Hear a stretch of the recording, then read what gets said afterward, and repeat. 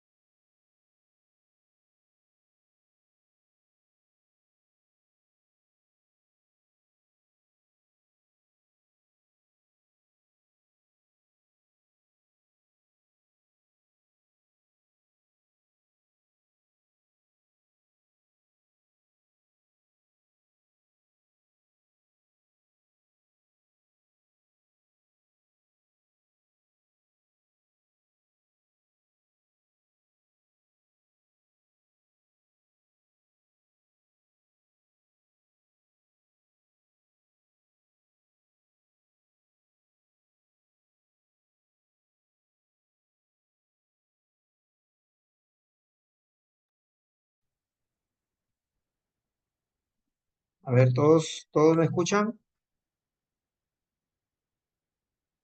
Sí, Sí, doctor, doctor. bueno. Sí, Sí, doctor. doctor. Ya, hoy día vamos a,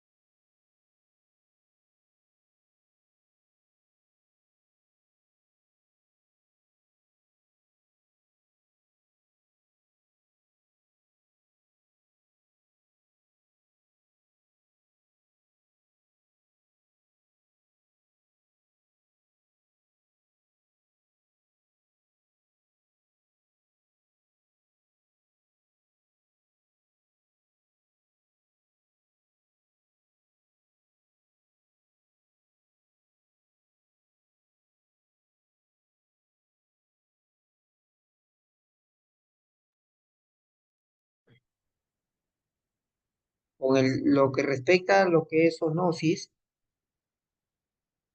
¿ya? Estamos Recordemos de que todas las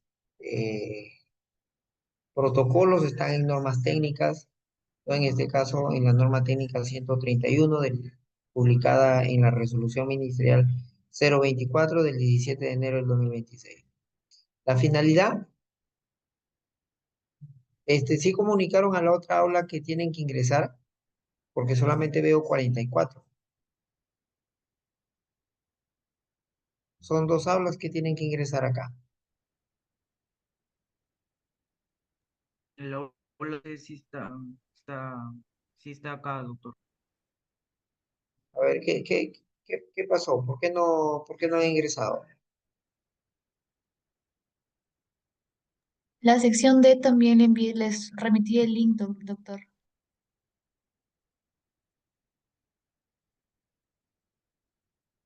Bueno, si ingresan las aulas, seguimos con la clase, si no, lo dejamos ahí, ¿ah?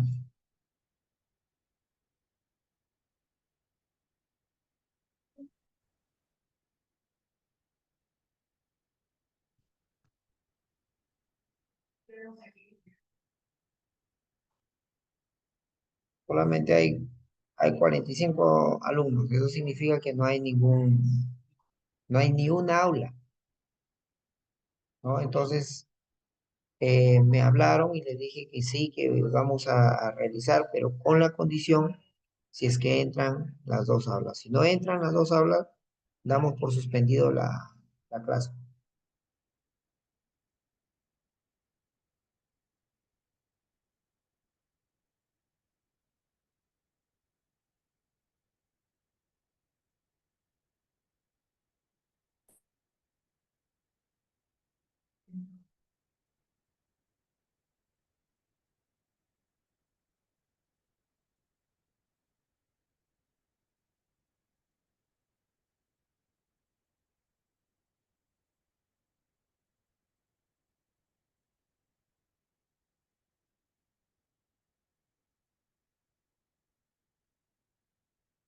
A ver, me avisan si continúo o si no lo suspendo, ¿ya? Porque mi tiempo dijo, se supone que hay un trato de por medio y eso hay que cumplirlo, ¿no?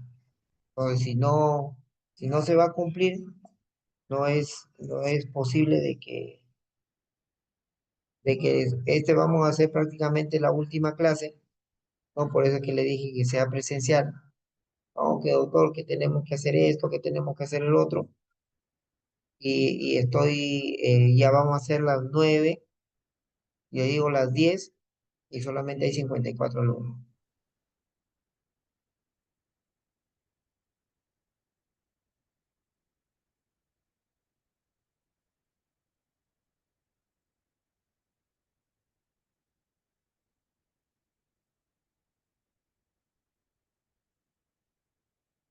¿Quiénes son los delegados de acá de estas aulas?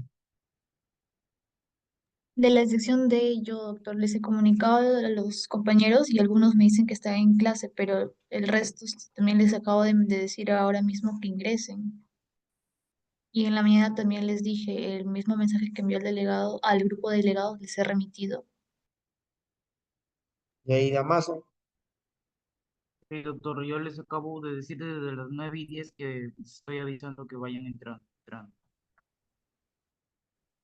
no te escucho. Les he avisado en la mañana y les he vuelto a recalcar a las 9:10 de la noche que estén atentos, que a las 9:30 empieza la clase. Pero yo no entiendo cómo tienen clases si es nuestra hora de clase. Eso es lo que no entiendo.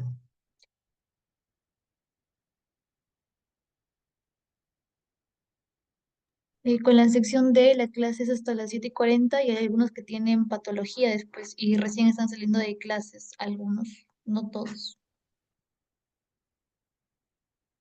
Pues en total somos 100 alumnos, creo, y acá hay solamente 54.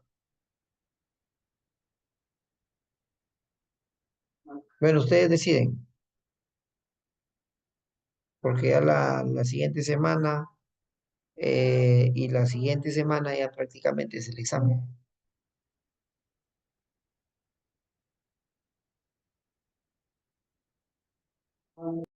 Continúe, doctor, por favor.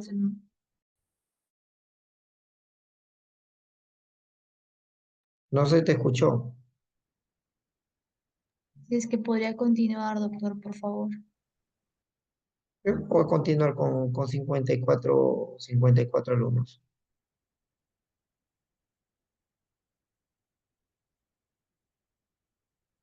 Mira, en todo caso, voy a continuar y capturar la pantalla de estos alumnos que están presentes y el resto se les va a considerar como falta. Ya, doctor.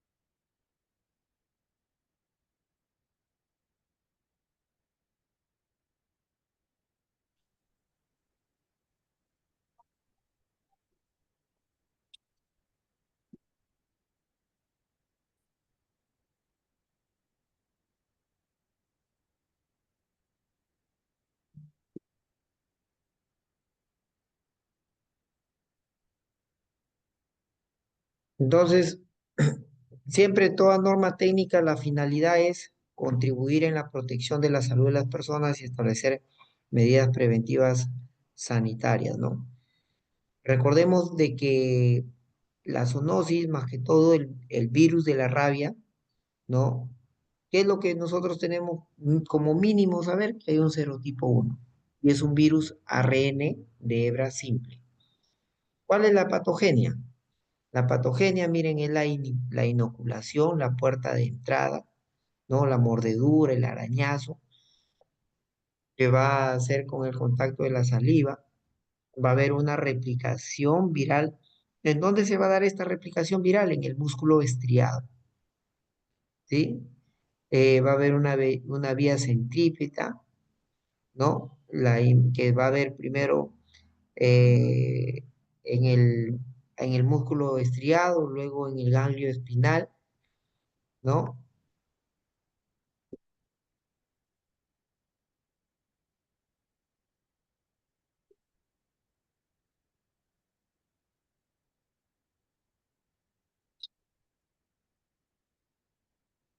¿Qué ha pasado? ¿Han mandado un mensaje?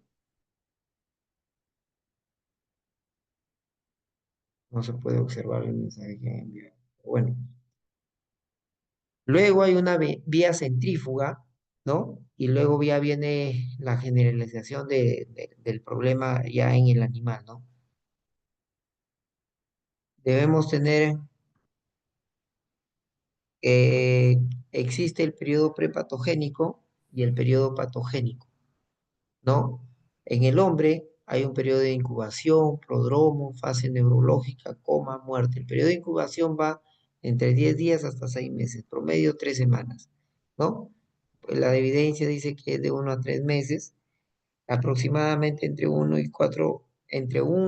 y un 10% de los casos tuvieron un periodo de incubación de 6 meses a más. ¿Cuál es la clínica?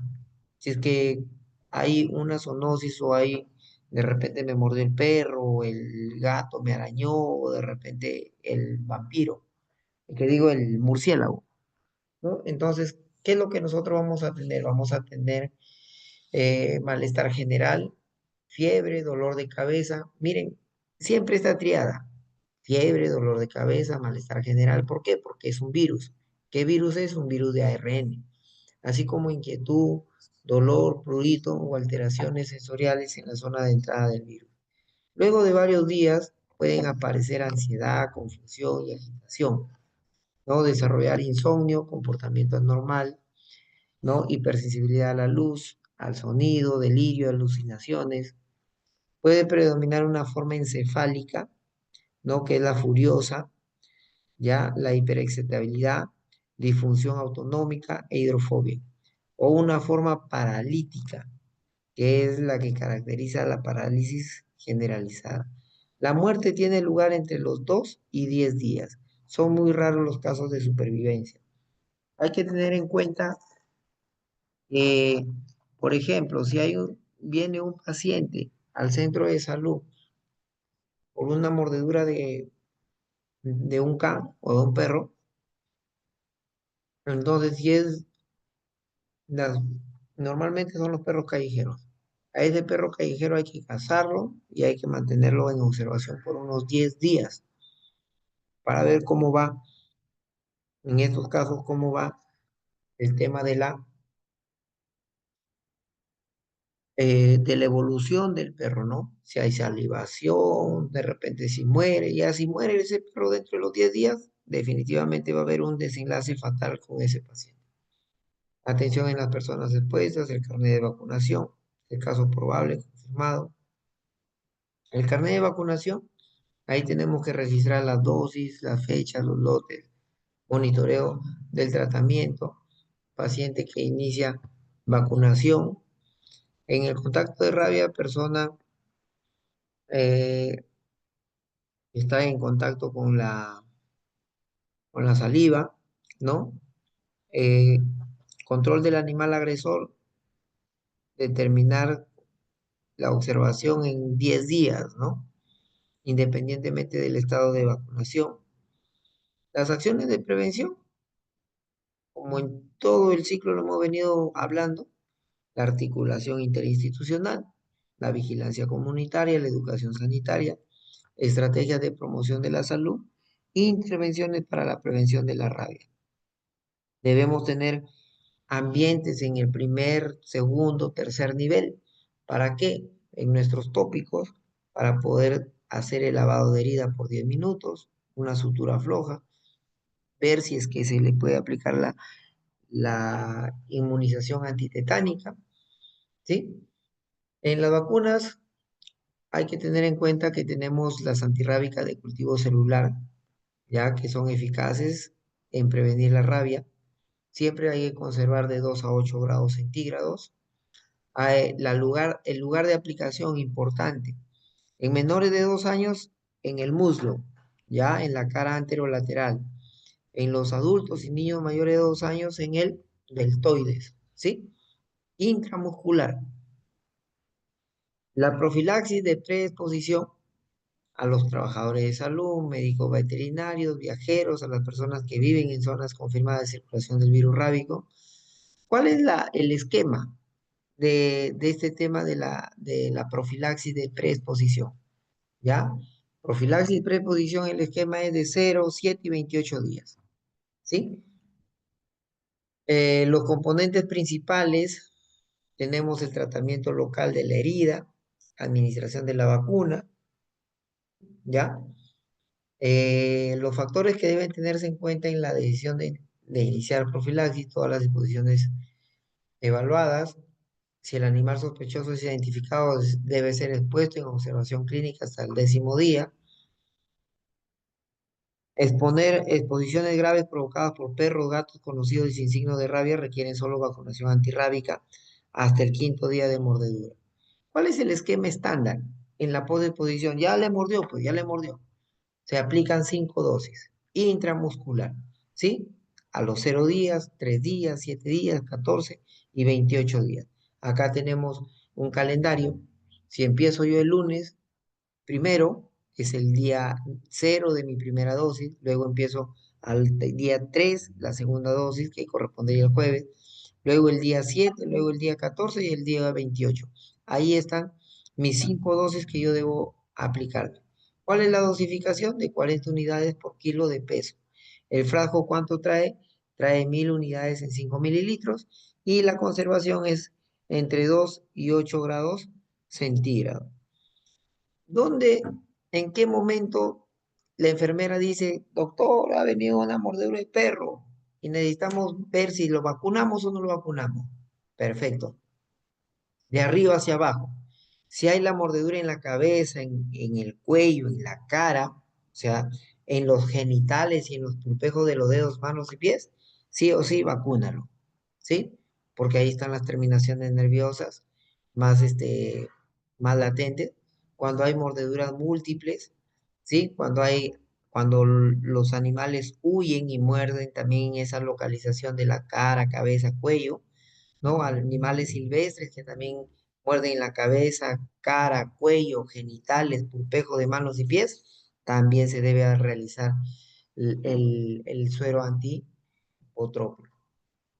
Hay que ver las reacciones para evitar un shock anafiláctico, se hace la prueba de sensibilidad, ¿no? Se debe tener el uso del carnet.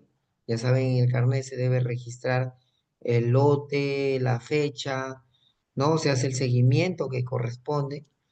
Debemos ver también en los esposos de exposición, hay exposiciones leves, graves y cualquier tipo de arañazo, mordedura o arañazo. En las exposiciones leves tenemos que son por mordedura de arañazo por animales de perro o gato. En las graves son por mordedura también de perro o gato sin síntomas de sospecha de rabia, cuya lesión sea en cara, cabeza, cuello, genitales, pulpejo de mano, ¿no? En cualquier tipo de mordedura o arañazo, siempre hay que tener el control de 10 días solo en el perro o el gato, ¿sí? Hay que vigilarlos, en otras palabras. ¿Cuándo es un abandono de tratamiento? Se considera un abandono de tratamiento el incumplimiento en la aplicación de la dosis por más de 10 días calendario. Ahí va a constituir el abandono de tratamiento.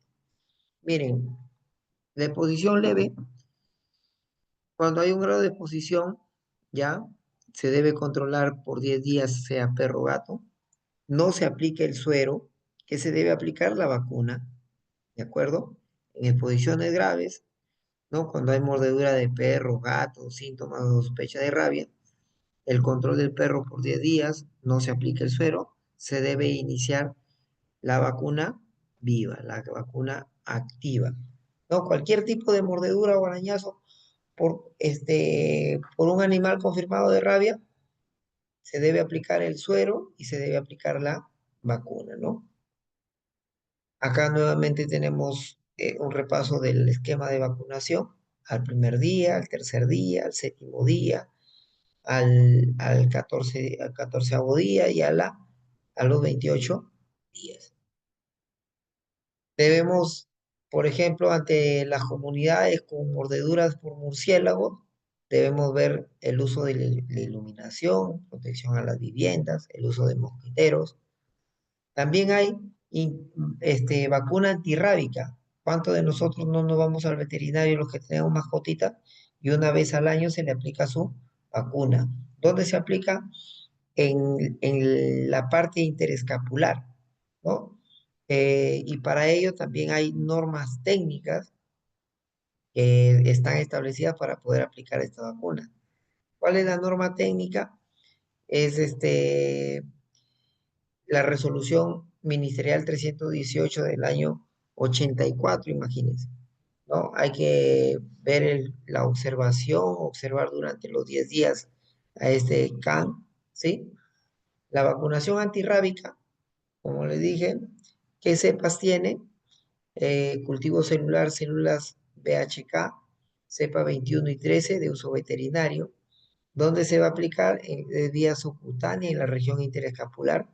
La primera vacuna a partir de los 3 meses de edad y luego anualmente. Para los que están pensando de repente criar un perrito o algo. La directiva sanitaria para la estimación de la población es la 066 del 2015. ¿Qué significa? Que nosotros debemos vacunar el 80%, ¿no? De la población canina. Y para ello nosotros también tenemos que tener nuestra sala situacional a través de la epidemiología. Si veo que tengo 100 perros callejeros, mínimo yo tengo que vacunar 80, ¿sí? Hay controles de foco de rabia, hay un foco de rabia. El foco notificado es cuando ya la rabia se ha identificado y se debe notificar. Cuando hay un foco a investigar, un foco controlado, ¿no? ¿Qué es lo que debemos tener en cuenta? Por ejemplo, si yo me dicen en Campodónico ha habido un murciélago que ha mordido a tal persona. ¿Cuánto debo yo vigilar? ¿Cuánto es el radar? 200 metros. Si es un felino o un canino, 500 metros. A la redonda yo tengo que hacer mi circunferencia, mi radio de 500 metros a los 360 grados. Yo tengo que vigilar, hacer seguimiento, ¿sí? Para el control de estos animalitos, ¿no? Se necesita pues que el personal esté capacitado, que tenga un vehículo con todas las normas estandarizadas. ¿En qué horario se capturan estos perritos? De 4 a 6 de la mañana, ¿no? Se eliminan los canes, ¿ya? Serán sacrificados al término de la captura el 10% y se debe remitir al laboratorio las cabezas de los animales para ver que en su sistema nervioso está el virus de la rabia. Se pueden establecer con los anestésicos como los barbiritúricos, ¿no? Como el tiopental sódico, promacina, sales de magnesio, bloqueadores musculares, estimulantes del sistema nervioso central e inhibidores de la neurotransmisión. También debemos tener en cuenta que tanto en nuestros hospitales deben tener las medidas de prevención y control de infecciones. Por ejemplo, los que tienen seguro social, les muerde un perro, ¿qué les dicen? No vayan al MINSA, en el MINSA está.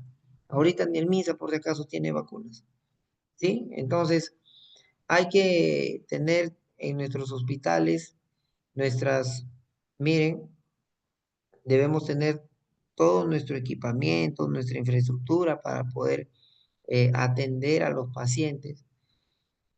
La vigilancia epidemiológica, si hay una mordedura canina, ¿no? La notificación es obligatoria e inmediata, dentro de las 24 horas.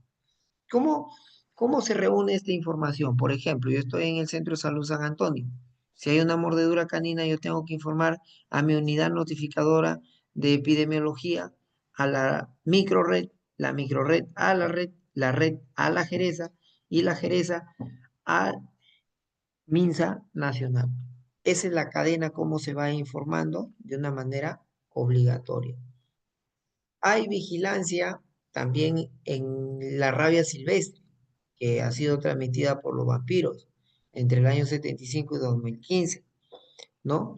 Hay que tener en cuenta ello. Por ejemplo, para la captura de estos animalitos, nosotros debemos de tener nuestros materiales de uso individual, de uso colectivo, guantes de cuero, mascarillas de N95, botas, vestimenta.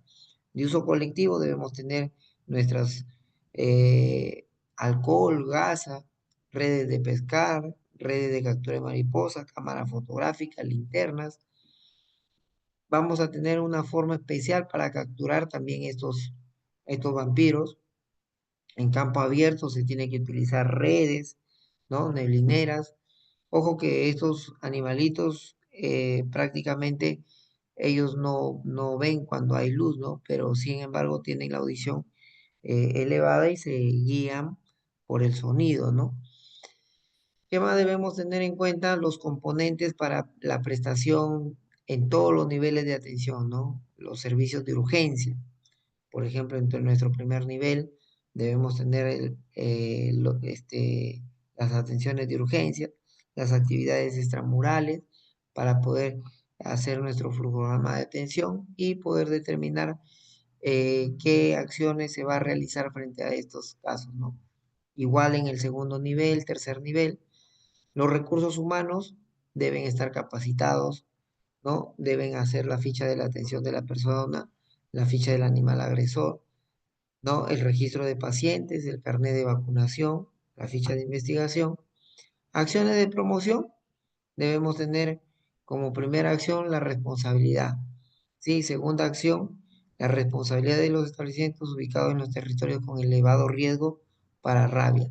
Ahí se debe promover la educación sanitaria, participación comunitaria.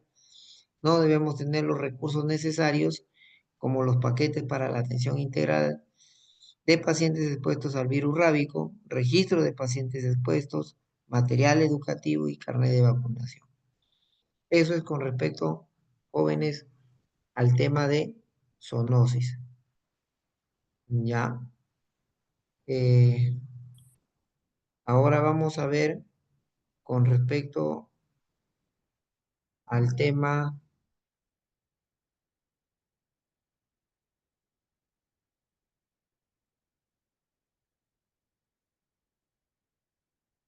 al último tema, ¿sí? El último tema. Ustedes ven, ya está acá el examen de segunda unidad. Ya estoy que lo elaboro por si acaso. No me vayan a querer hackear. La salud mental, ¿no? Cuando nosotros hablamos, la OMS, ¿qué dice frente a la salud? La salud es una balanza, es un equilibrio que tiene tres componentes. ¿Cuáles son esos componentes? Físicamente, no tener ninguna enfermedad, no tener molestias. Debemos gozar de un bienestar de la salud mental y la interacción social. Esos son los tres componentes de la salud. Ahora vamos a ver el tema de la salud mental. ¿No? En el 2006, ¿no? Se aprueban la guía de depresión, conducta suicida, trastornos mentales, ¿no? Ahora tenemos la norma técnica 138 del 2017, que se abordó los temas del centro de salud mentales comunitarios. ¿Quién no ha sufrido de depresión? No le aceptó el enamorado, no le aceptó la enamorada, no hubo oportunidad de este, ingresar a ese trabajo, ¿no?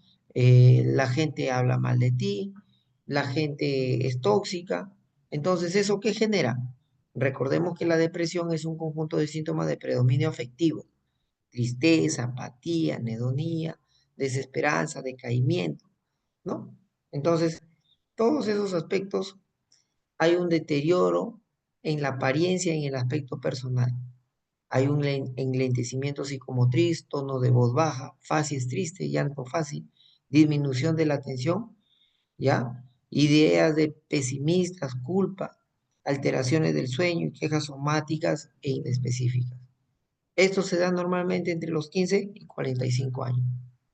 La etiología, ¿no? Acá se ha demostrado que existe una carga hereditaria, ¿no? Sin medir estresores descompensadores de algunos grupos de pacientes. Hay alteraciones de los neurotransmisores cerebrales, la serotonina, la noradrenalina y la dopamina principalmente, como factores predisponentes. Recordemos que la serotonina, la dopamina, pues son las hormonas de la felicidad. Entonces, todas ellas vienen abajo y generan este tipo de depresión fisiopatológicamente. ¿Cuál es la fruta que contiene esta serotonina? Un plátano. Plátano de cera estimula. ¿Cuáles son los causales? ¿No? El quiebre emocional, el maltrato persistente, abuso sexual, pérdida de un ser emocional cercano, pérdidas materiales, estilos de vida. La carencia de estabilidad y afectividad puede desencadenar la aparición de la depresión en la infancia y en la adolescencia. Los factores hereditarios: existe mayor riesgo de padecer de depresión clínica cuando hay una historia familiar de la enfermedad, lo que indica que se puede haber heredado una predisposición biológica. Este riesgo es algo mayor para las personas con trastorno bipolar. Sin embargo, no todas las personas que tienen una historia familiar tendrán la enfermedad. El cuadro clínico, mírenme, hay una tristeza, hay un desgano, ansiedad, insomnio, alteraciones del pensamiento, alteraciones somáticas, del comportamiento, modificaciones del apetito, del peso, pérdida del placer, culpa excesiva, pensamiento suicida, disminución de la energía. Todo ello conforma el cuadro clínico de la depresión, asociada también a otras enfermedades: el Alzheimer, diabetes, cáncer, VIH, TB. ¿Cuántos de ustedes o cuántos en el país se vienen suicidando porque le dieron una noticia de tener VIH, de tener TB, ¿no? Recientemente creo que en el regional, en el Almenara, se han suicidado, ¿no? Entonces, miren, los criterios diagnósticos hay que ver qué síntomas depresivos tenemos. Hay un humor depresivo, pérdida de la capacidad de interesarse y disfrutar de las cosas. A eso es la anedonia. Profesor, en el examen, ¿la anedonia es qué era? Ya saben, es la pérdida de capacidad de interesarse y disfrutar de los casos, de las cosas. Disminución de la vitalidad con relación al nivel de actividad y cansancio exagerado. Pérdida de la confianza en sí mismo y sentimiento de inferioridad. Pensamientos de culpa, trastorno del sueño, trastorno del apetito. Trastorno del sueño es el insomnio, el hiperinsomnia, trastorno del apetito, anorexia, hiporexia, pensamientos y actos suicidios. No, para el diagnóstico, el episodio depresivo se requiere una duración de 2 semanas. Hay periodos más cortos, pueden ser aceptados si los síntomas son excepcionalmente graves o de comienzo brusco.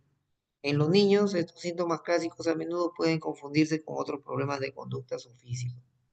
¿Cómo se puede observar en los jóvenes?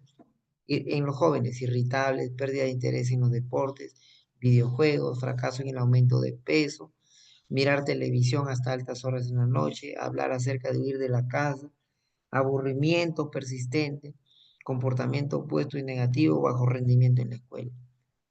La responsabilidad del médico siempre es realizar bien su historia clínica, ver sus síntomas, evaluar la depresión, ¿no? Ver si hay ideas suicidas, antecedentes de otros episodios, revisar estresores, enfermedades previas, nivel de funcionamiento, evaluar soporte social. ¿Cuál es la escala que va a ver el tema de la depresión? Tenemos, para tomar la decisión terapéutica, evaluar la respuesta clínica a partir de la escala de valoración de Hamilton. Hamilton es la escala de la depresión. 17 ítems. Muy severo si es que hay mayor de 23 puntos. Entre 19 y 22 puntos, severo. Moderado entre 13, 14 y 18 puntos. Leve entre 8 y 13 puntos. Normal 7 o menos puntaje. El tratamiento se va a dar inhibidores selectivos de la recaptación de la serotonina. Ese es el tratamiento que se debe tomar. En el plan A, para la depresión, la fluoxetina, ya 20 miligramos por día. A la cuarta semana, ¿no? Si Hamilton no mejora 13 o menos, seguir dando la fluoxetina. A la sexta semana, si Hamilton no mejora, derivarlo ya al servicio de psiquiatría. O sea, nosotros lo tenemos casi mes y medio evaluando, ¿no? Si la respuesta es favorable, el tratamiento por 24 meses con controles cada mes. ¿Qué más tenemos? Tenemos que en el plan B podemos utilizar la sertralina, 54 miligramos por día en la mañana, ¿no? Si en el sexta semana de Hamilton para depresión de 13 o menos, transferirlo al servicio de psiquiatría o a un centro especializado, ¿no? Tenemos acá la escala de salud personal, ¿no? Los ítems, si ha tenido dificultades para dormir, la respuesta puede ser nunca, a veces siempre, ¿no? Se ha sentido triste, ha dejado de relacionarse con gente en su comunidad, ha sentido que tiene problemas emocionales. De acuerdo a las respuestas, también se puede catalogar. Ojo, acá tenemos el cuestionario SQR18, ¿no? Las primeras 18 preguntas se refieren a trastornos leves o moderada intensidad, como los depresivos. Las preguntas del 19 a 22 son indicativas de un trastorno psicótico. La pregunta 23 de un trastorno compulsivo. A ver, nos vamos a la 19. ¿Sientes que alguien ha tratado de herirte en alguna forma? Sí, no. ¿Eres una persona mucho más importante de lo que piensan los demás? Sí, no. ¿Has notado interferencias o algo raro en tu pensamiento? Sí, no. ¿Oyes voces sin saber de dónde vienen? Sí, no. Ese es el trastorno psicótico. La pregunta 23 es trastorno compulsivo. ¿Has tenido compulsiones? De la 24 a la 28, problemas relacionados con el consumo de alcohol. Esto es en el cuestionario SQR 18. Tenemos también en la escala de Hamilton, ¿no? Hemos visto que tenemos que ver el ánimo, la tristeza, depresión. Aquí están el seguimiento que se le hace al basal, 4 semanas, 6 semanas, 8 semanas, al sexto mes, hasta los 2 años. ¿Sí? Sentimientos de culpa, suicidios, insomnio, ¿no? Insomnio de medio sueño, insomnio tardío, trabajo de actividades, retardo, agitación. Es todo lo que se puede ver en la escala de Hamilton. Ojo que son 17 ítems. La ansiedad psíquica, la ansiedad somática, ¿sí? Los síntomas somáticos, gastrointestinales, generales, síntomas genitales, pérdida de líbido, hipocondría, pérdida de peso, la introspección. Ya saben que de 0 a 7 es normal, de 8 a 13 es leve, de 14 a 18 es moderado, de 19 a 22 es severo y mayor de 23 es muy severo. El paciente con conducta suicida es una condición clínica que se define como el desarrollo del pensamiento suicida, pidiendo llegar hasta el acto suicida. Consumado, se puede originar esta conducta en función de una decisión voluntaria en estados psicopatológicos que cursan alteración, afecto del pensamiento y la conducta e impulso. Las causas en sí no es una patología, sino que puede estar inscrita en una serie de enfermedades emocionales, siendo la principal el trastorno depresivo. Hay una teoría neurobiológica que va a disminuir la serotonina, ¿no? Hay aspectos genéticos, psicológicos.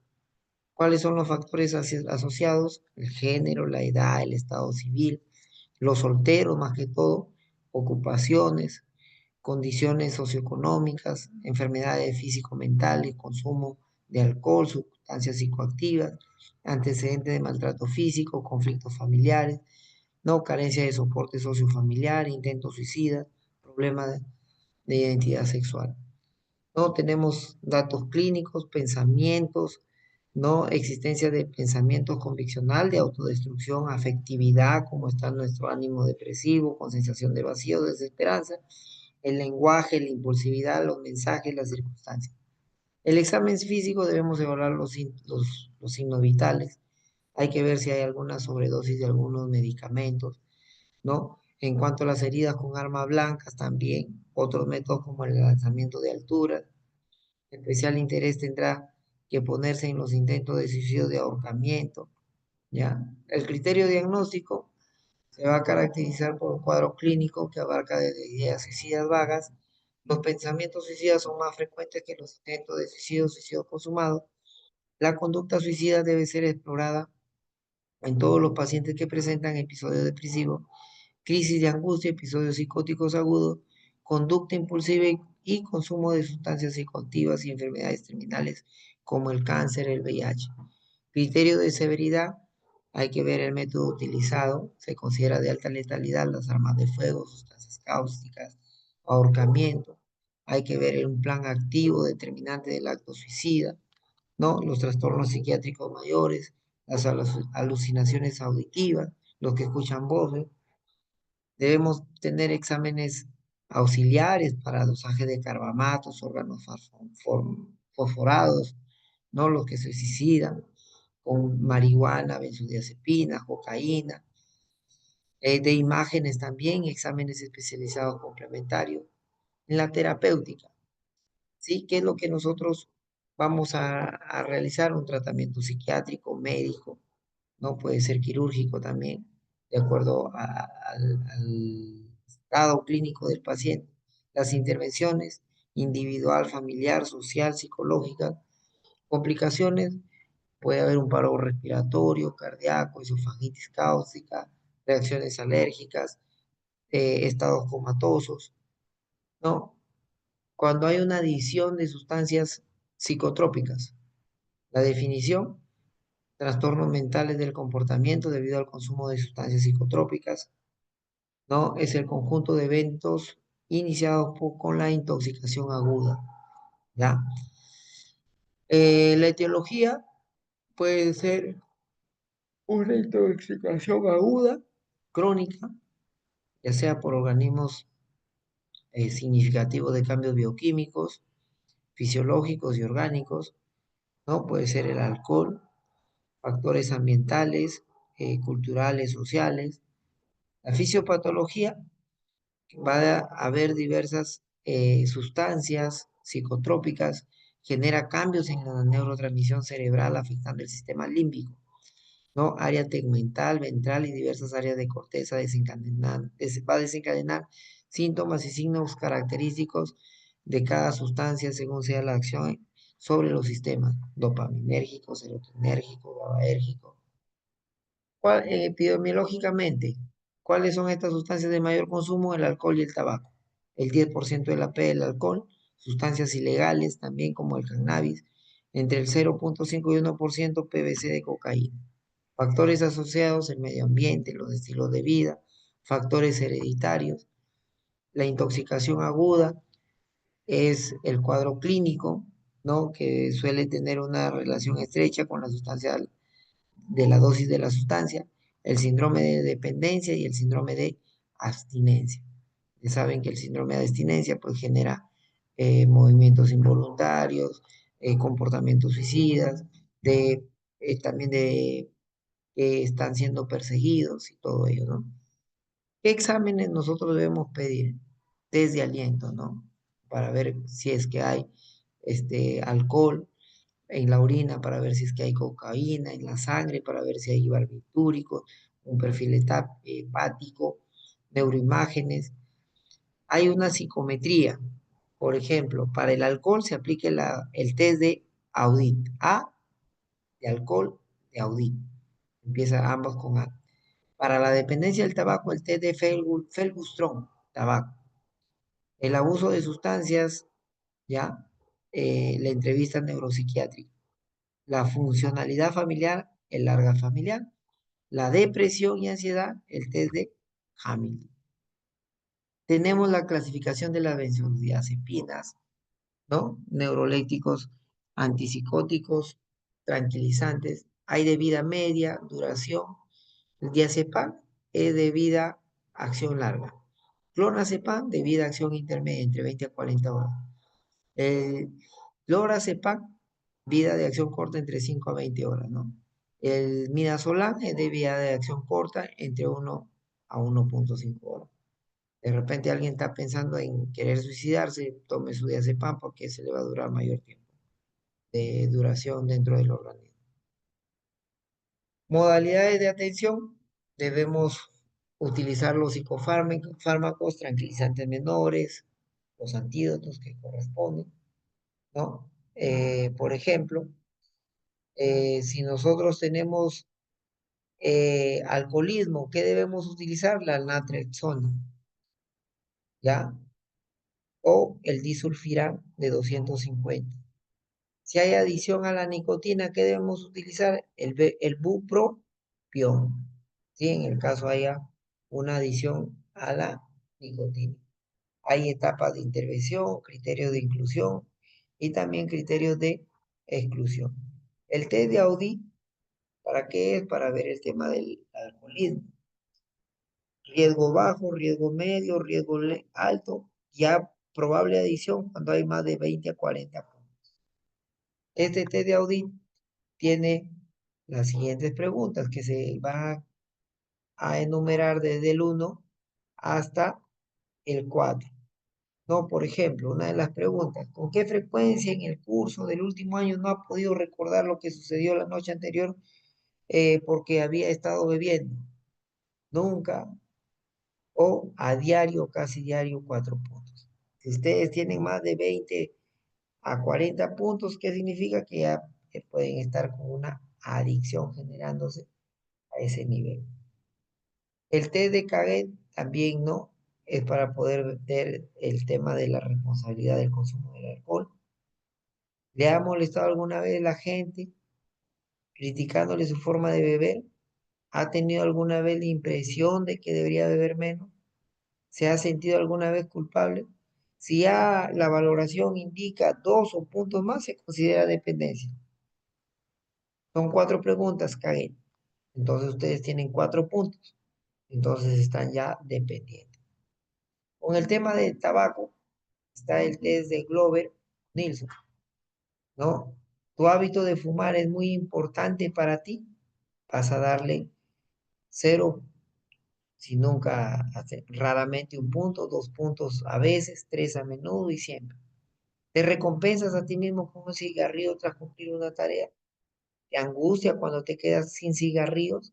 Cuando no tienes tabaco, ¿qué resulta? Difícil concentrarse. La puntuación entre 0 a 5, dependencia leve. Dependencia moderada entre 6 a 10 puntos. Puntuación entre 11 y 16, dependencia alta. Bueno, jóvenes, eso es con respecto a toda la segunda unidad. ¿Sí? La siguiente semana me parece que ya deberían exponer en sus prácticas hoy. 1, enviar su PPT por vía WhatsApp y 2, remitir llevar en físico, en un folder, para poder revisar sus trabajos. Y la siguiente semana también es el examen práctico y el examen de la segunda unidad. O sea, su examen ustedes más o menos le están dando el teórico entre el 20 y 21 de julio. ¿Sí? Y con eso terminamos. La teoría lo acabamos de terminar, joven. A ver si por favor capturan la pantalla los delegados para poder pasar la asistencia y Sí, doctor. Sí, doctor. esperemos de que haya contribuido en algo en este curso que hemos desarrollado para que ustedes sigan mejorando y sigan, eh, digamos, abordando todos los temas con referente a la salud pública. No sé si alguna pregunta al respecto. Acuérdense de que la siguiente semana, si más no recuerdo, es el producto acreditable y la siguiente semana es ya el examen. El examen teórico es el 20 y 21 de julio. ¿Sí? ¿Dudas, preguntas? No, doctor, todo claro. Muchas gracias. Todo claro, doctor. Gracias. Listo, entonces nos estamos viendo, jóvenes. Cuídense. Hasta luego. Hasta luego, Gracias. doctor. Cuídese. Hasta luego, doctor.